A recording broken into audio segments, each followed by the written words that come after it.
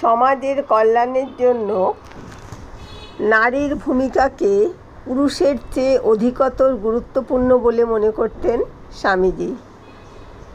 তিনি মনে করতেন নারী শক্তির সার্থক উদ্বোধনের উপরই সমাজ, দেশ এবং জাতি সমৃদ্ধি নির্ভরশীল।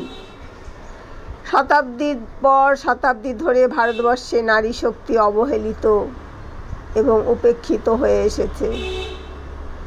ভারতের দুরবস্থার সেটি অন্যতম প্রধান কারণ। স্বামীজি বলেছেন, আমাদের দেশ সকলের অধম কেন, শক্তিহীন কেন?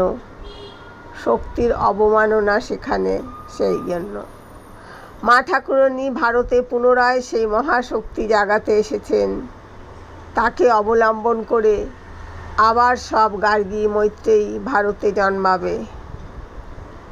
স্বামীজি তাই চেয়েছিলেন শ্রী মায়ের প্রত্যক্ষ তত্ত্বাবধানে ভারতবর্ষের নারীদের জন্য একটি মঠ স্থাপন করতে। স্বামীজি বরং মনে করতেন ভারতবর্ষে সন্ন্যাসী সংঘের চেয়েও বেশি প্রয়োজন সন্ন্যাসিনী সংঘের।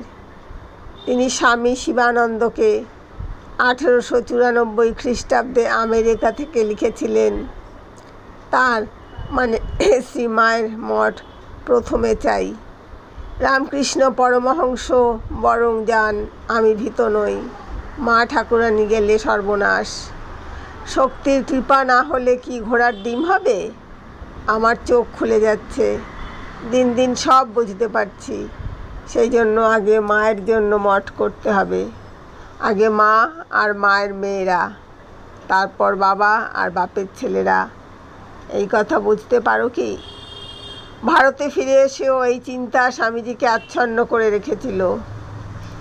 গিরিশচন্দ্র ঘোষের সঙ্গে স্বামী যোগানন্দের কথাবার্তা থেকে সে কথা জানা যায়। ওই প্রসঙ্গে স্বামীজি স্বামী যোগানন্দকে গভীর আবেগ ভরে বলেছিলেন, আমাদের মা আধ্যাত্মিক শক্তির একটা বিশাল আধার। যদিও বাইরে গভীর সমুদ্রের মতো প্রশান্ত, তার আবির্ভাব ভারতের ইতিহাসে এক নবযুগের সূচনা করেছে।